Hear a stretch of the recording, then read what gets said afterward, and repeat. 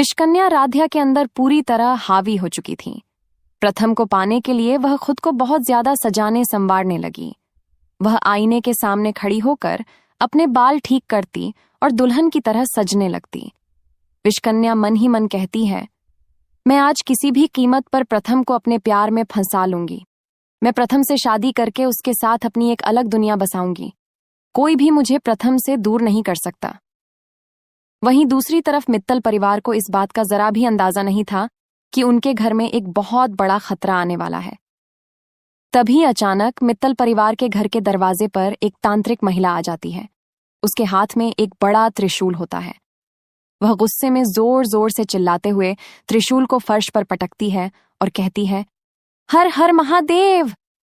त्रिशूल की जोरदार आवाज सुनकर घर के सभी लोग बुरी तरह चौंक जाते हैं। ओमकार जी घबराकर तांत्रिक से कहते हैं, मां, आप ये क्या कर रही हैं?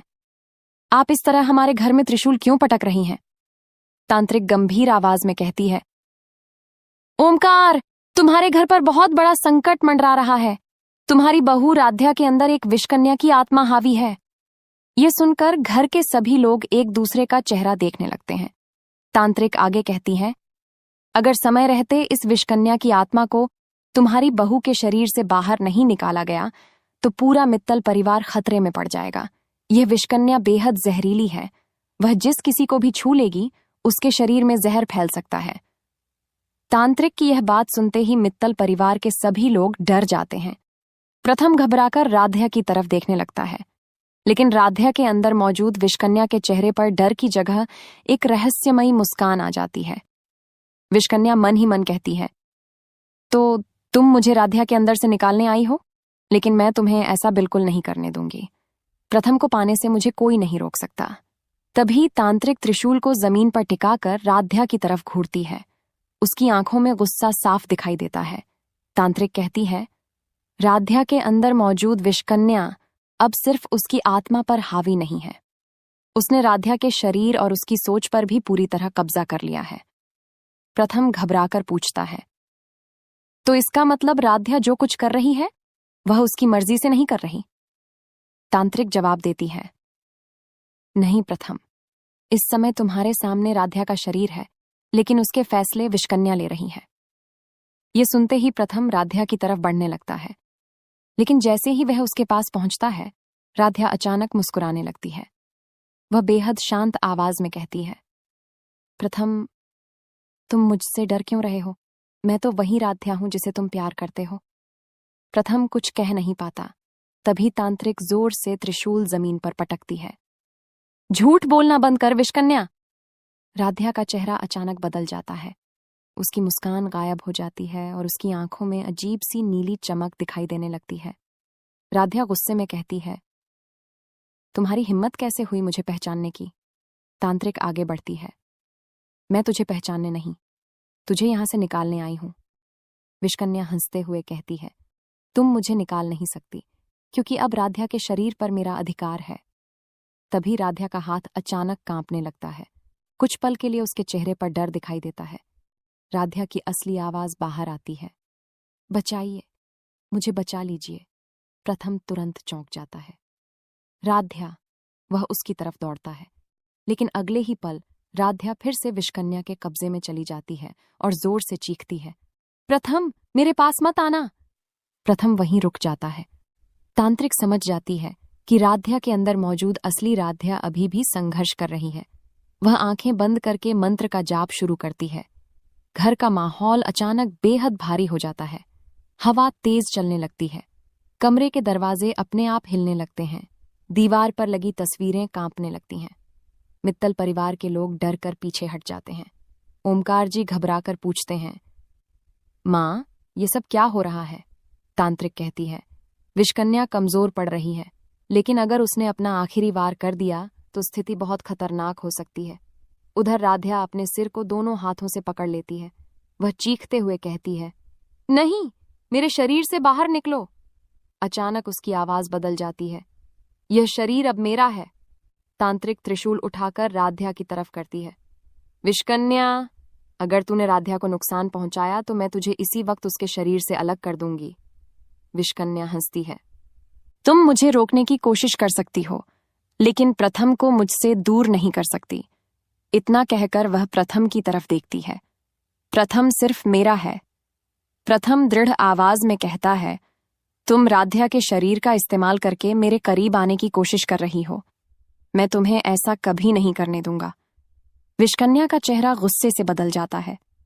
तो फिर पहले तुम्हें राध्या से ही दूर करना पड़ेगा। तांत्रिक तुरंत समझ जाती है कि खतरा बढ़ गया है।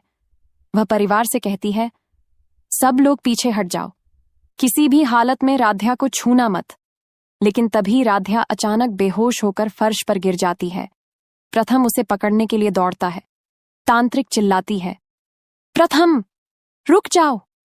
प्रथम रुक जाता है। राध्या फर्श पर पड़ी रहती है। कुछ सेकंड तक बिल्कुल शांति रहती है।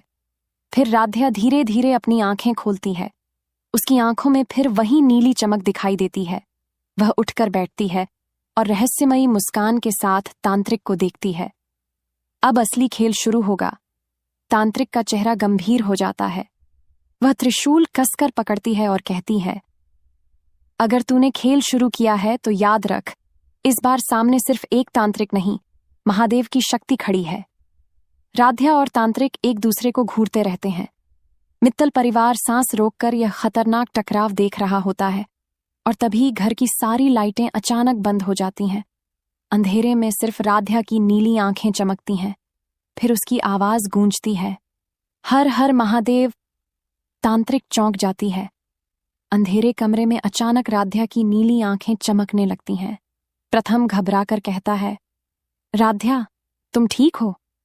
राध्या धीरे धीरे खड़ी होती है और रहस्यमयी मुस्कान के साथ कहती है, मैं बिल्कुल ठीक हूं प्रथम, लेकिन अब तुम्हारे घर में कोई भी मुझे रोक नहीं सकता। तांत्रिक तुरंत अपना त्रिशूल उठाकर कहती है, विषकन्या राध्या को छोड़ दे। तभी राध्या जोर से चीखती है और पूरे कमरे में तेज हवा चलने लगती है।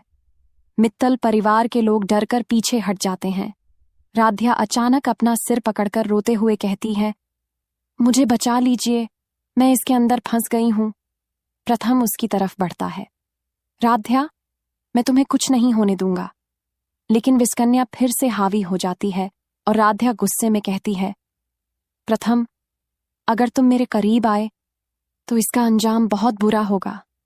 तांत्रिक गंभीर आवाज में कहती है, अब आखिरी मुकाबला होगा, या तो राध्या बचेगी या विषकन्या का अंत होगा।